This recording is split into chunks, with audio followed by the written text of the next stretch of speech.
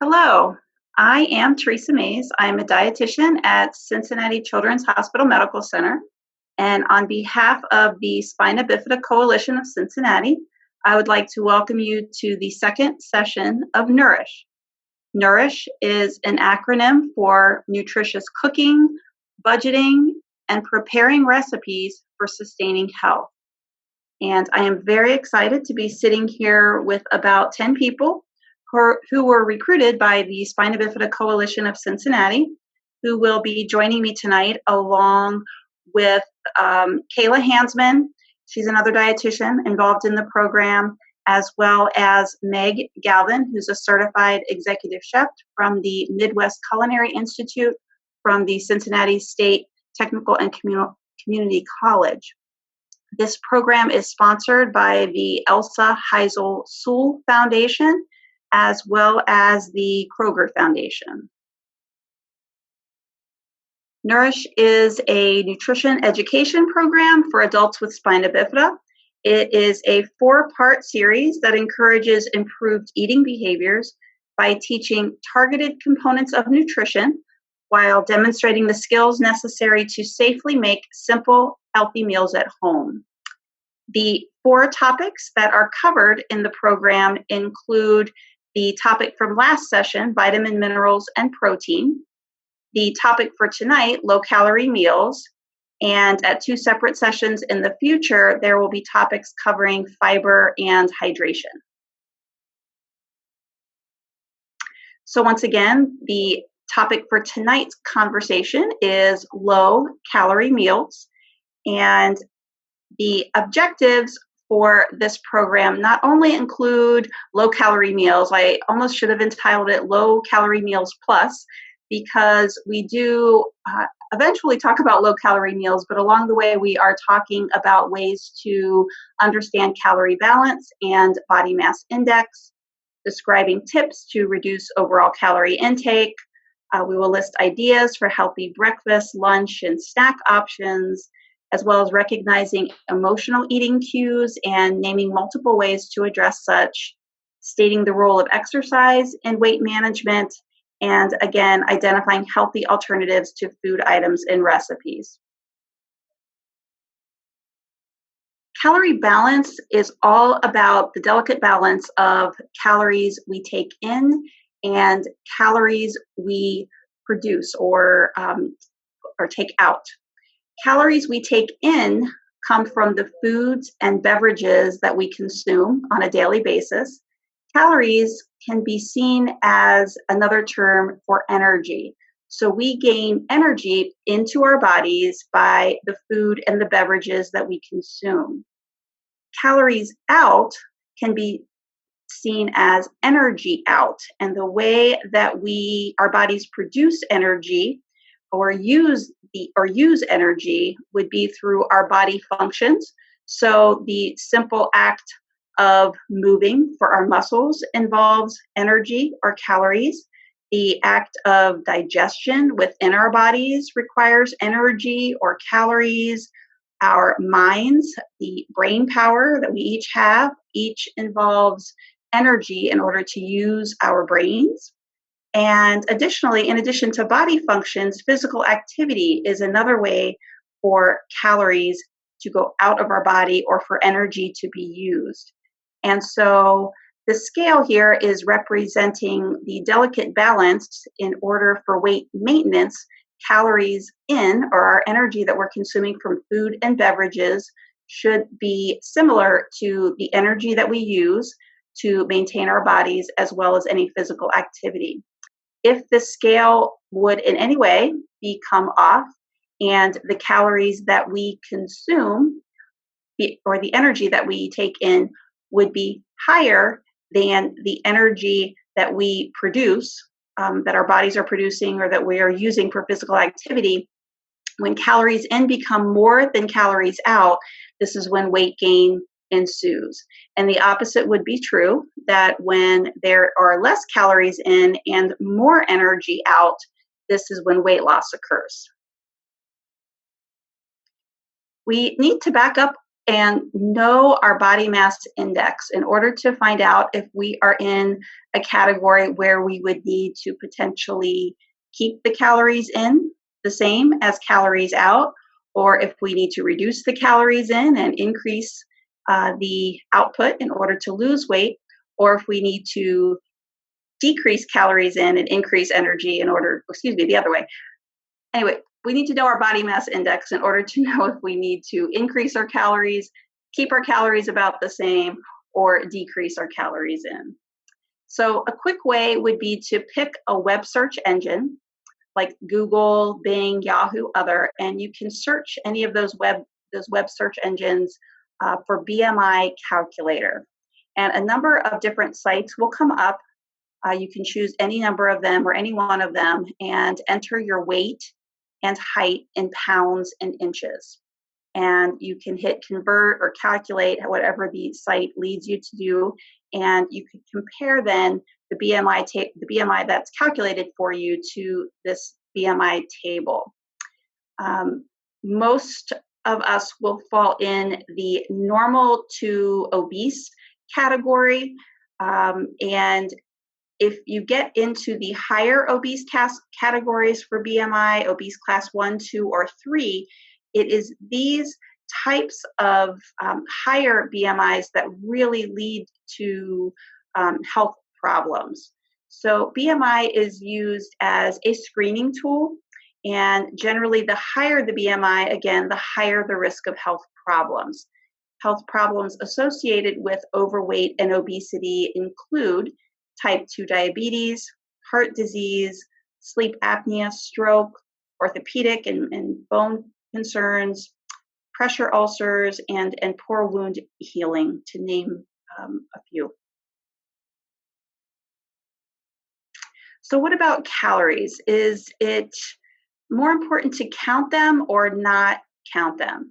And really, this is an individual choice. If you are a numbers person and you like to keep track of calories, then maybe perhaps you do want to count calories as a way to determine if you are getting enough calories in, or if as a way to perhaps reduce your calories in.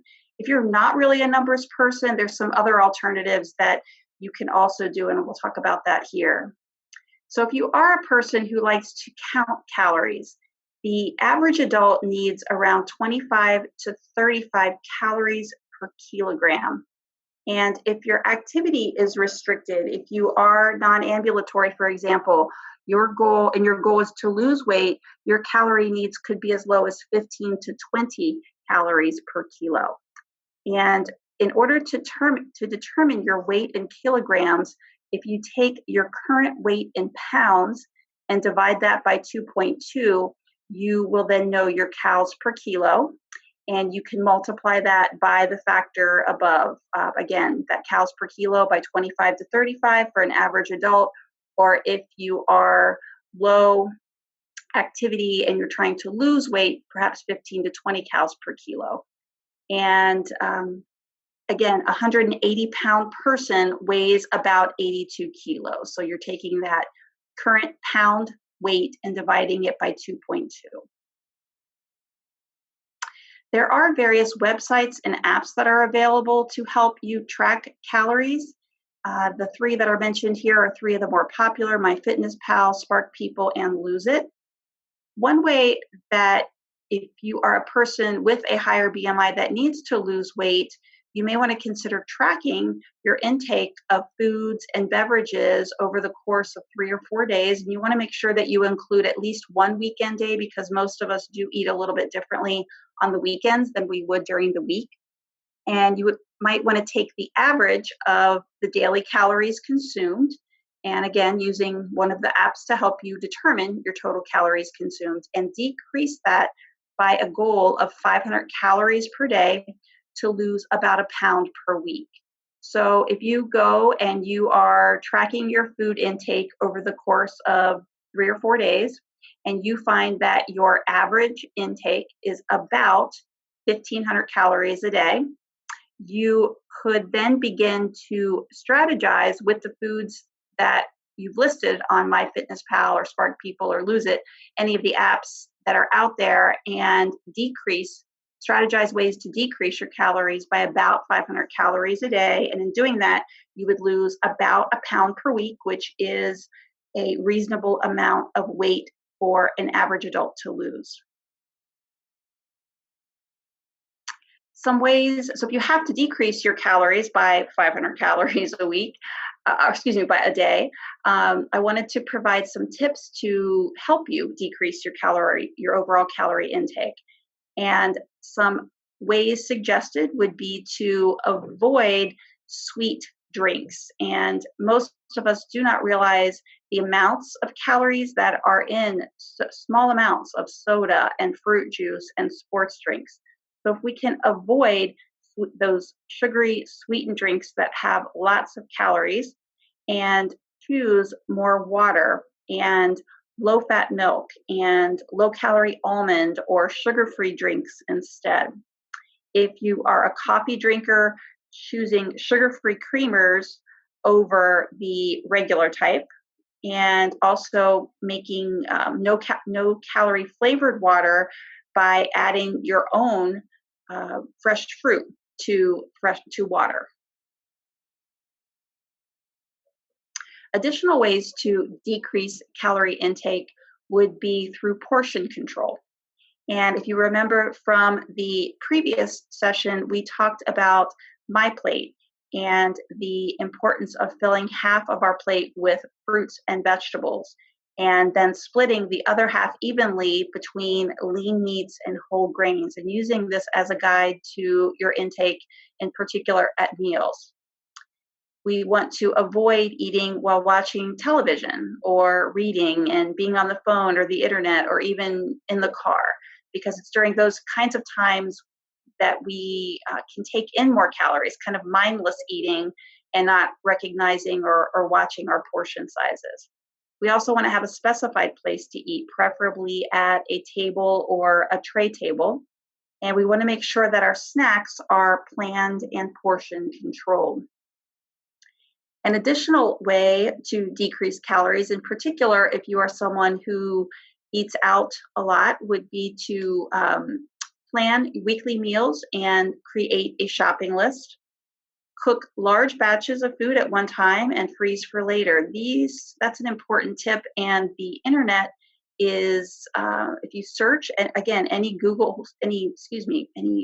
web item search, you can search for cooked recipes that are large batches of food, and then you can freeze those recipes for later. When eating out, we want to choose items that are grilled with sides of fruits, vegetables, or salads. And we don't want to upgrade to larger meal size when eating out. We want to choose water instead of, again, the sweetened drinks, soda and fruit drinks. And packing your lunch or snack versus purchasing from a cafeteria or vendor or fast food restaurant at school or work. More ideas for eating healthier when you are out. You want to look for restaurants that offer healthier choices like salads, fruits, and baked or grilled meats. Making healthy choices, avoiding fried foods, knowing that there are words that trigger in your head that this food could contain more calories, like crispy, crunchy, golden.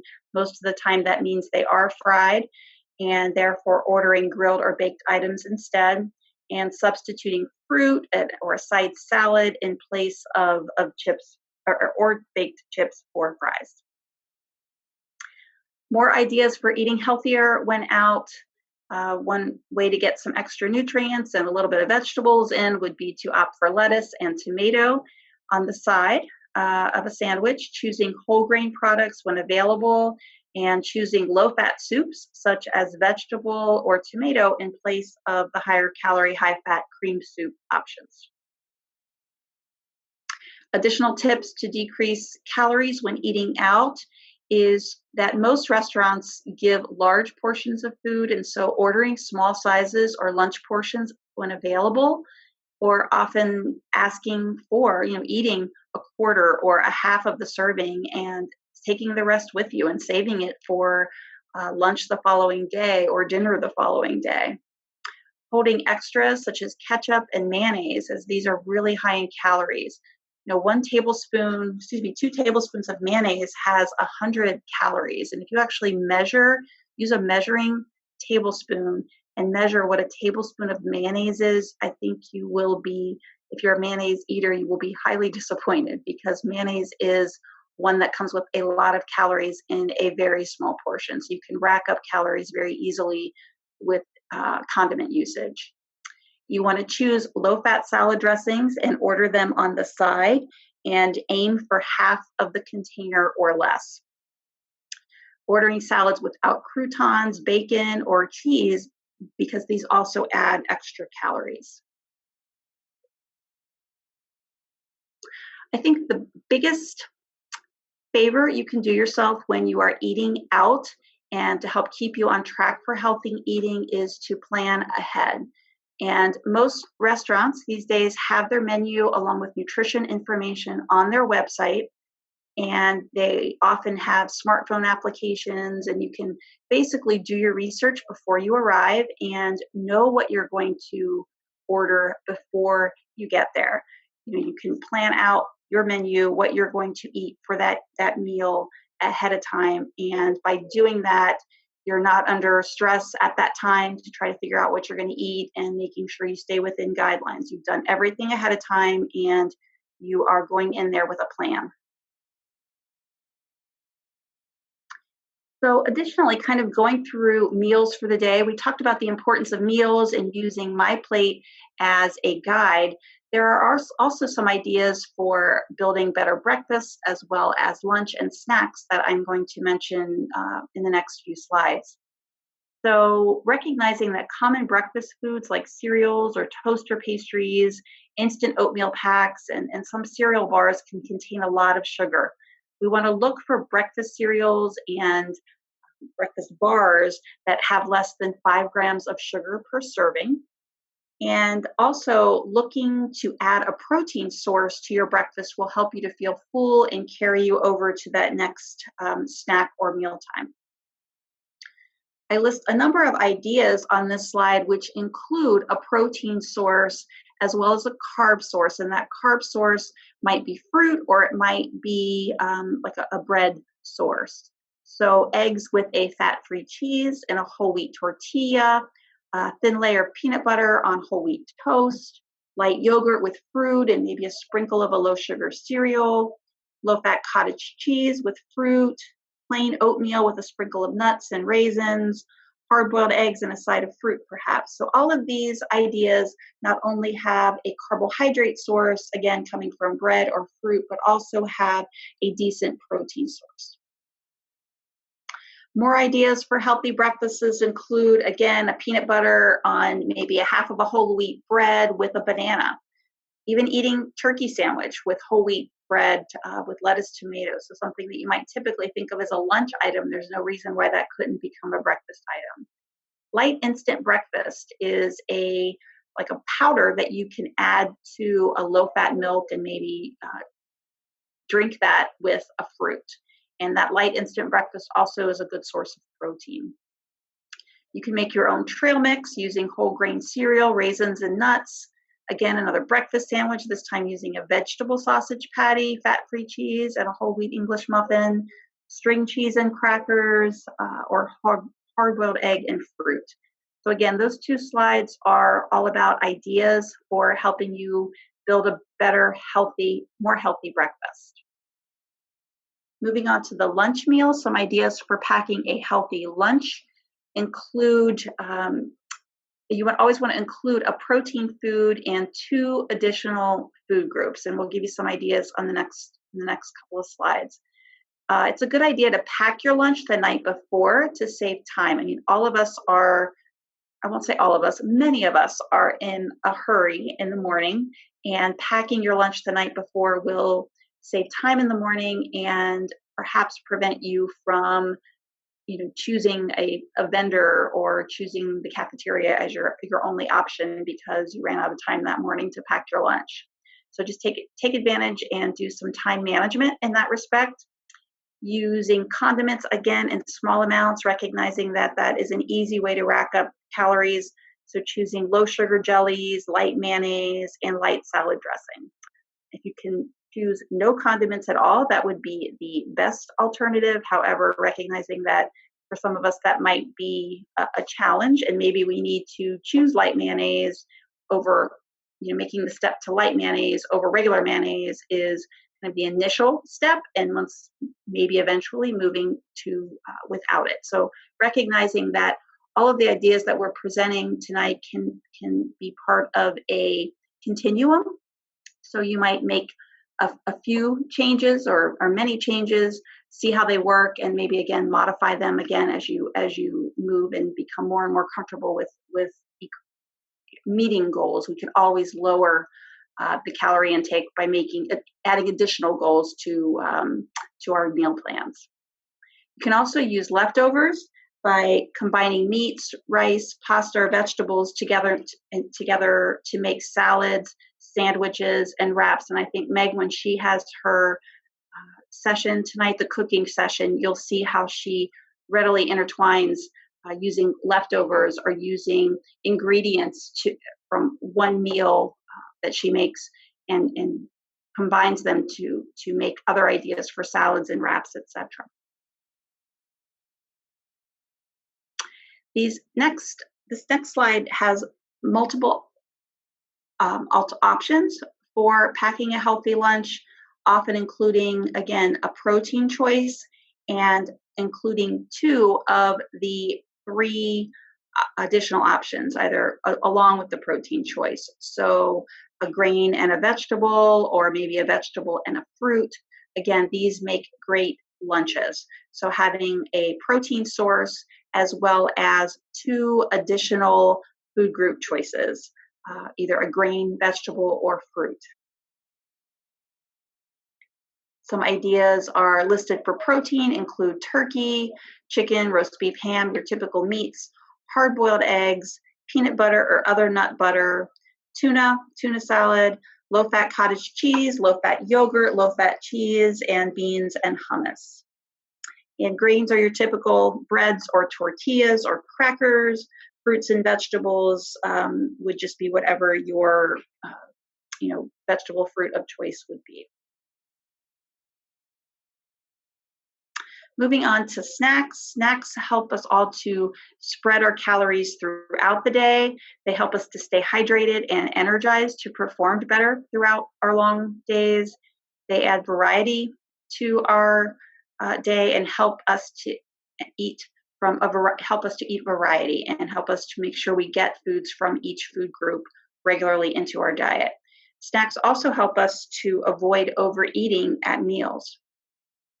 When you pick a snack, you want to try to include a good source of protein again, and include at least 2 food groups at a snack. So lunch is usually 3, including a protein, and 2 sides.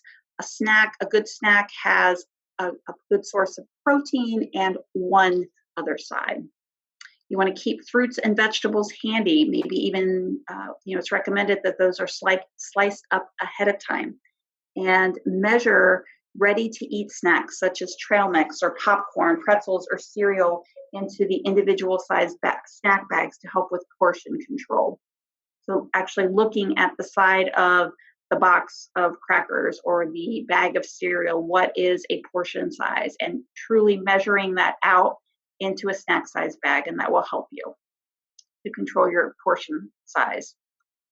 You want to eat your fruit, not drink it. And again, that will help with satiety and again, how we can easily rack up calories in our drinks of choice. So avoiding that altogether, drinking fluids with little to no calories, I believe it's less than 10 calories per serving is what is recommended, and eating your fruit as a side within a snack or a side within a meal is the best way to control your calories. This is a slide which has a lot of information, but I like it almost from the point of using it as a reference, so that there are multiple alternatives for different healthy snacks listed. But again, this will be available online and will be available just for options to consider for healthy snacks. Again, making sure that each snack contains a protein source. In this list, there's cheese, there's peanut butter, there's yogurt, there's nuts, there's milk, there's meat, there's cottage cheese, there's tuna, there's boiled eggs, etc. So a lot of the protein sources are listed here, as well as including with your protein source for a snack an additional serving from a fruit or a vegetable or a carbohydrate. It's also important that we compare product labels. And two, if you are a bread lover like me, two easy ways to reduce calories in your diet would be to look for reduced calorie bread. This bread has half the calories of regular bread, and there are more and more options available to the consumer. So I think it's important that you try different brands. Not every low-calorie bread appeals to everyone. There are different, again, products available and different manufacturers. And I would suggest that if you've tried a low-calorie bread in the past and you did not like it, that you try it again, because I believe that the manufacturers have gotten better with the taste of this low-calorie bread, and they're pretty tasty. And in my opinion, the flavors of the low-calorie bread have gotten better, and that you should maybe give it a try. If you do choose one and you don't like it, try another, because again, there are several to choose from, and I'm fairly certain that you will find a low-calorie bread that will suit you. The same would be true for reduced calorie tortillas. There are a number on the market, and there are several brands, and again, just try them. I would vouch for a number of different brands that are out there that the reduced calorie tortillas are the same, if not better, than a regular tortilla. So take a moment to look at the calorie value of the tortillas that are on the shelves. It's also important to be aware of various food claims on food or in food packaging, watching out for foods that are claimed to be natural. Well, what exactly does natural mean, especially for someone who's trying to maybe cut back calories? I'm not sure that would be one that I would look for. Low fat, low carb, no sugar added, cholesterol free, fat free, sugar free. What matters most is truly calories. You can have peanut butter, which is probably a fairly decent, a fairly high calorie food, and that food is indeed cholesterol free. Cholesterol comes from foods that have animal products in them only. It has nothing to do with calories. So peanut butter does not come from an animal. It's very high in fat and calories, but it is cholesterol free. So it's something that's a little bit confusing when you're trying to look at labels to direct your food choices. No sugar added. Oftentimes you might see no sugar added and think, oh, well, it must be lower in calories. There's no sugar in it. Well, in fact, no sugar added in ice cream, for example, they actually have to increase the fat content to make it have a better taste or a good taste, because they've taken the sugar away or reduced the sugar. Therefore, the calories are going to be the same. So it may have less overall sugar, but calorie-wise, it's going to be very similar. So it's almost, looking at the labels and going and figuring out, is this a better product? Does the food claim that is on the product actually lower the calories, as in the case of the low-calorie bread or low-calorie tortillas, or are they truly could it lead to kind of a little bit of misinterpretation for the consumer? Always look at the label and know that calories are what matter most. Additionally, the topic of emotional eating is an important topic when we are looking to lower our overall calories. We need to recognize that emotional eating is a learned habit, much like brushing our teeth. We typically do that once, twice, 3 times a day, depending on how often you learned to do that, how often you are ingrained to do that habit. You find yourself standing in front of a fridge and you're asking, what do I want to eat? You're not really hungry, but is it perhaps that you're bored or that you're anxious or that you're frustrated? Tired is a big source of kind of emotional eating. Or is there some other emotion that's going on that's driving you to stand in front of the fridge and just look for something to eat? Your first step to recognizing emotional eating is learning what your eating behaviors or your eating patterns are. Again, sometimes it might be because you're tired and you're looking for a food to pick me up. Do I have this headache because I'm tired? Have I not eaten in a while? Maybe if I go, eat this candy bar, it'll give me a quick rush of sugar and it'll take my headache away. Or maybe we might be trained to eat a candy bar every afternoon at 4 o'clock. Or maybe we have, from little on, been trained that with dinner always comes a dessert. So now as an adult, you are craving something sweet after your dinner meal. These are learned behaviors. And you might snack each evening because you're bored. It's not because you're actually feeling or sensing hunger, but you're bored. So I want you to begin to pay attention to your hunger cues. And when you go for a snack or you go and you're standing in front of the fridge, I want you to ask yourself, am I hungry? Or is there another emotion that I'm experiencing that is drawing me to want to eat? And if you find yourself in the setting of the second question where you are not really experiencing hunger, but you are experiencing an emotion that is drawing you to eat, I want you to refer to these next several slides that are taken from the reference Eat What You Love, Love What You Eat by Dr. Michelle May. In this book, the physician recommends that when you recognize that you want to eat in response to a trigger rather than physical hunger, you can choose to do another activity and to redirect your attention until the urge passes.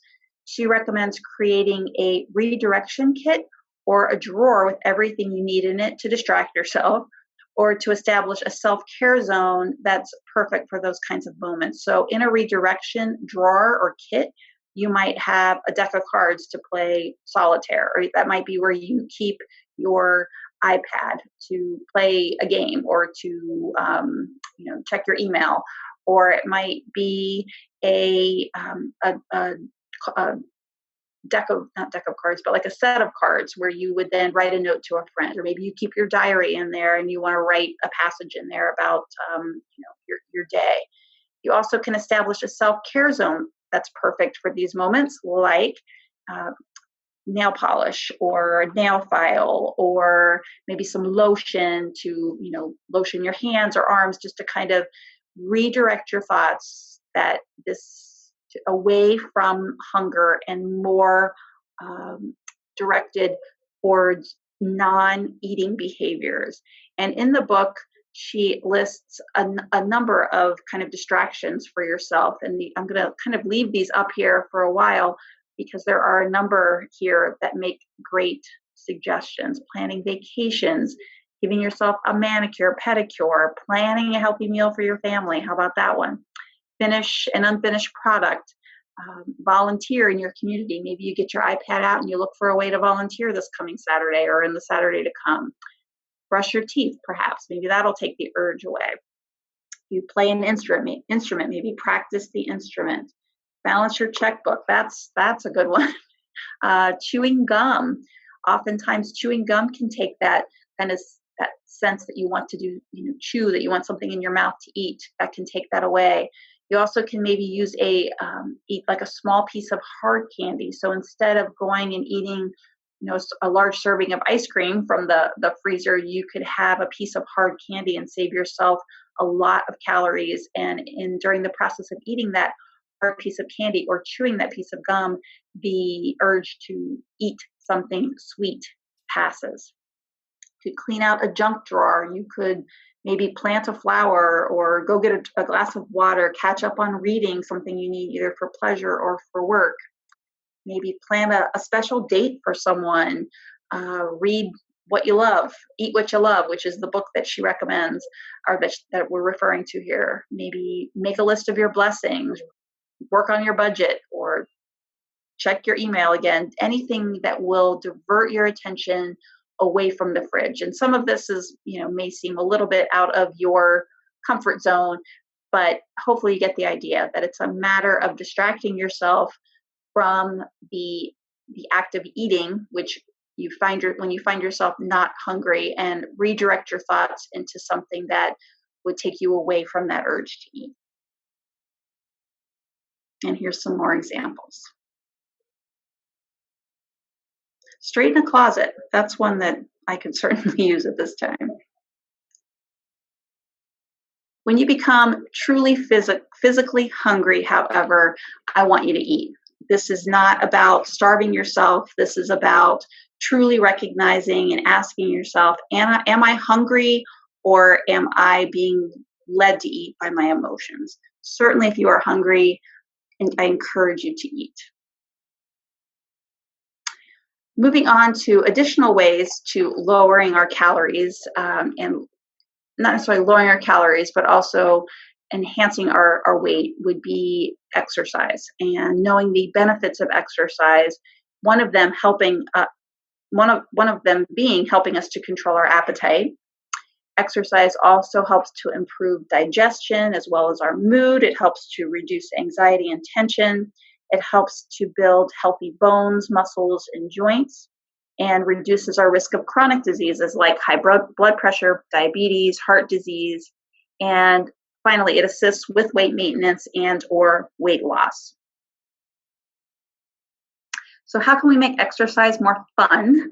It's important, if you are a social person, to make it about being social. So invite a friend or a family member or parent, cousin, neighbor, someone to exercise with you. It doesn't have to be a solo adventure. You can listen to music and speed up your movements to faster beats. You can do something different and new every day, working different muscles or a different part of your body. So perhaps, Monday, Wednesday, and Friday is, your sort of upper body day, and the alternate days are lower body or abs, or just something, mixing it up, I think, is the important piece to this, to exercise, is that you're not doing the same thing every single day, which leads to boredom, which leads to burnout. Challenging yourself, so setting a goal or two for yourself as well as your partner that perhaps you're working out with, and work hard to achieve it. And when you do, it's important that you reward yourself.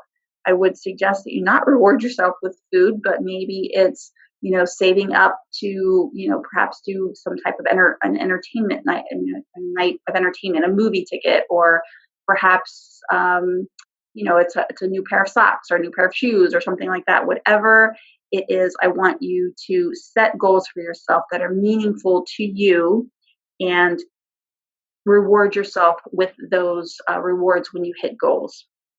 And I want you to also investigate options in your area. I know within the greater Cincinnati area here locally, there are options out of the Cincinnati Recreation Commission, where there are options for exercise from a chair, as well as there are multiple parks with like courses for walking or wheelchairing. Some exercise options in the 50 to 30 minute category, and also the 30 to 60 minute category. Choosing the stairs versus taking the elevator at work. Choosing walking up and down stairs at home, going on a walk or a bike ride. They have jumping rope or hula hooping. That there might be an age factor involved in that. Doing laundry or washing the car, doing a quick strength routine, playing football or frisbee or soccer with a friend or family member. Getting up and just dancing, turning on a YouTube video for a dance to music and dancing. You can do something a little bit longer, raking leaves, shoveling snow, mowing lawn, things that are actually, even cleaning your home. These things would be more long, extended exercise, but they're part of your day. They need to be done, and most of us don't think about that as exercise, but it is moving. And anytime you're moving, you are burning that energy. Taking long walks, going to the park to practice a sport, taking an exercise class, perhaps.